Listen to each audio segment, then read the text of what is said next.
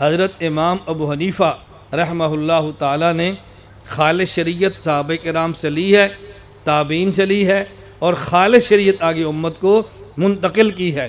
صحابہ کرام میں سے اہم ترین صحابہ کرام وہ 4 ہیں، اور بعد کے فقہاء میں سے اہم ترین فقہاء یہ 4 ہیں، اور ایک سلسلہ قرآن کریم حدیث مبارک کے ساتھ جو تزکیہ اور نفوس کی اصلاح کا چلا ہے، ان میں بہت سارے مشائخ نے کام کیا ہے، لیکن معروف ترین مشائخ اور جن کی تصوف کے متعلقہ ہدایات پوری امت میں پھیلی ہیں اور امت نے قبول کی ہے، اور شاید ہی دنیا میں کوئی ایسا ملک موجود ہو جہاں ان مشائخ طریقت کے ماننے والے اور ان کے متعلقین نہ ہو۔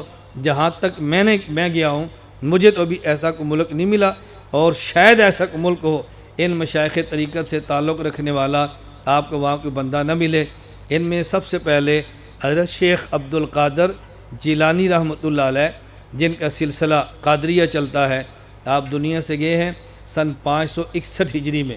نمبر 2 حضرت خواجہ معین الدین اجمیری چشتی رحمۃ اللہ علیہ، جن سے سلسلہ چشتیہ دنیا میں متعارف ہوا ہے، یہ دنیا سے رخصت ہوئے ہیں سن 633 ہجری میں۔ اور نمبر 3 حضرت ابو حفص شیخ شہاب الدین سہروردی رحمۃ اللہ علیہ، جو دنیا سے رخصت ہوئے ہیں سن 632 ہجری میں۔ نمبر 4 حضرت خواجہ بہاء الدین نقشبند رحمہ اللہ تعالی، جو دنیا سے گئے ہیں 791 ہجری میں۔ میں یہ بات اس لیے کہہ رہا ہوں، صحابہ کرام میں سے 4 صحابہ کرام ممتاز ہیں، فقہاء میں سے 4 فقہاء ممتاز ہیں، اور سلسلہ طریقت کو چلانے والے اشخاص میں سے یہ 4 اشخاص وہ ہیں جو ممتاز ترین ہیں۔ آج دنیا کا کوئی ملک ایسا نہیں ہے کہ جو ان سے خالی ہو۔ آپ نسبتیں دیکھیں، کسی بندے کی نسبت آپ کو صدیقی نظر آئے گی، کسی کی عثمانی نظر آئے گی، کسی کی فاروقی نظر آئے گی، کسی کی علوی نظر آئے گی۔ فقہ کو دیکھیں تو کسی کی نسبت آپ کو یہ قادری نظر آئے گی، کسی کی چشتی نظر آئے گی، کسی کی سہروردی نظر آئے گی، اور کسی کی نسبت نقشبندی نظر آئے گی۔ یہ دنیا میں آپ دیکھیں، فقہاء کو دیکھیں، کسی کی نسبت حنفی ہے، کسی کی مالکی ہے، کسی کی شافعی ہے، اور کسی کی حنبلی ہے۔ سلاسل طریقت میں سے کوئی قادری ہے، کوئی چشتی ہے، کوئی سہروردی ہے، اور کوئی ان نسبتوں میں سے نقشبندی نسبت کا حامل ہے۔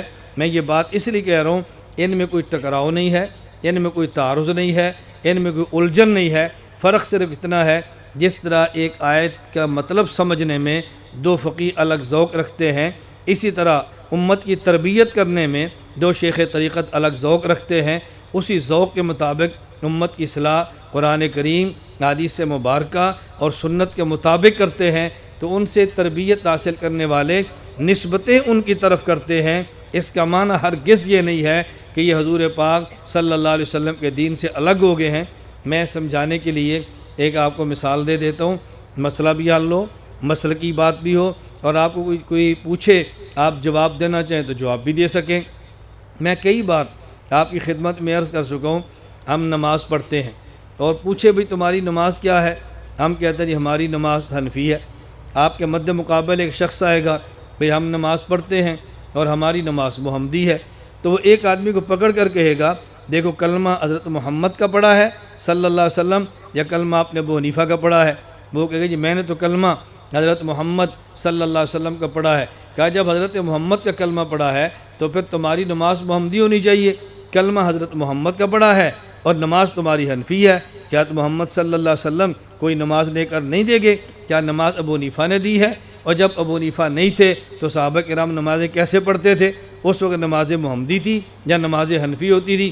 اب اس الجھن میں لوگ مبتلا ہوتے ہیں، اور میں بارہا کہتا ہوں الجھن آئے آپ مرکز سے رابطہ کرو، اشکال آئے آپ مرکز سے رابطہ کرو۔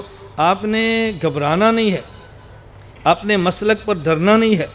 دلیل کی دنیا میں انشاءاللہ آپ کبھی بھی ناکام نہیں ہوں گے، آپ الجھن کے اندر کبھی مبتلا نہ ہوں۔ تو میں کہتا ہوں آپ ان سے پوچھو کہ جب ایک شخص حدیث پاک آپ کو سنائے اور وہ کہتا ہے یہ حدیث بخاری کی ہے، یہ حدیث مسلم کی ہے، یہ حدیث ترمذی کی ہے، آپ ان سے پوچھو بھئی آپ نے بخاری کا کلمہ پڑھا ہے، یہ حضرت محمد صلی اللہ علیہ وسلم کا پڑھا ہے؟ وہ کہ حضرت محمد صلی اللہ علیہ وسلم کا، تو اسے پوچھو جب امام بخاری نہیں تھے تو تب حدیثیں نہیں تھی، تم یہ کیوں نہیں کہتے یہ حدیث رسول اللہ کی ہے؟ تم کیوں کہتے ہو یہ حدیث صحیح بخاری کی ہے؟ کیوں کہتے ہو حدیث مسلم کی ہے؟ وہ آپ کو جواب دے گا کہ احادیث تو پہلے بھی تھیں، لیکن میں جب کہتا ہوں حدیث بخاری کی ہے، میرا مطلب یہ نہیں ہوتا یہ حدیث حضرت محمد صلی اللہ علیہ وسلم کی نہیں ہے، امام بخاری کی ہے۔ جب میں کہتا ہوں حدیث ترمذی کی ہے، میرا مطلب یہ نہیں ہوتا یہ حدیث حضرت محمد صلی اللہ علیہ وسلم کی نہیں ہے، امام ترمذی کی ہے۔ میرا مطلب یہ ہوتا ہے کہ حدیث اللہ کے نبی کی ہے، لکھی امام بخاری نہیں ہے، اس لیے میں کہتا ہوں حدیث بخاری کی ہے۔ حدیث اللہ کے نبی صلی اللہ علیہ وسلم کی ہے، لکھی امام مسلم نے ہے، اس لیے میں کہتا ہوں یہ حدیث مسلم کی ہے۔ لکھی حدیث رسول اکرم صلی اللہ علیہ وسلم کی ہے اور لکھی امام ترمذی نے ہے، اس لیے میں کہتا ہوں حدیث ترمذی کی ہے۔ آپ کہیں کہ نماز رسول اکرم صلی اللہ علیہ وسلم کی ہے، چونکہ لکھوائی امام ابو حنیفہ نے ہے، اس لیے ہم کہتے ہیں کہ یہ نماز حنفی ہے۔ اس کا معنی یہ نہیں ہے کہ یہ نماز ابو حنیفہ نے بنا کے دی ہے، اس کا معنی یہ ہے نماز رسول اللہ صلی اللہ علیہ وسلم کی ہے اور امام ابو حنیفہ نے ہمیں بتا کے دی ہے۔ نمازیں بنانا اور ہوتا ہے، نمازیں بتانا اور ہوتا ہے۔ ہمارے امام نے لکھوا کے دی ہے، ہمارے امام نے اور کوئی کام نہیں کیا۔ تو جب یہ باتیں آپ کے ذہن میں آئیں گی، اب الجھن حل ہو جائے گی۔ تم کون ہو؟ حنفی، اب کوئی الجھن نہیں ہے۔ تمہارا سلسلہ کون سا ہے؟ چشتی، اب کوئی الجھن نہیں ہے۔ بھائی جب چشتی نہیں تھے تو کیا صحابہ کرام کے سلسلے نہیں ہوتے تھے؟ آپ نے کہا نا ہوتے تھے، لیکن ہمیں سمجھایا خواجہ معین الدین چشتی نے ہے۔ بھائی سلسلے پہلے نہیں ہوتے تھے؟ کو جی ہوتے تھے، ہمیں سمجھایا شیخ عبد القادر جیلانی نے ہے۔ پہلے نہیں ہوتے تھے، سلسلے پہلے بھی تھے، لیکن ہمیں سمجھایا حضرت شیخ خواجہ سہروردی نے ہے۔ بھی پہلے ہوتے تھے، پہلے بھی ہوتے تھے، پھر تم کیوں کہ نقش بندی؟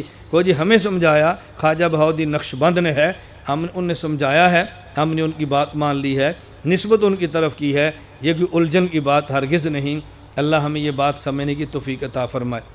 یہ میں نے بنیادی بات آپ کی خدمت میں عرض کی ہے، اگلی بات میں بعد میں عرض کروں گا تاکہ آپ کا ذہن بن جائے۔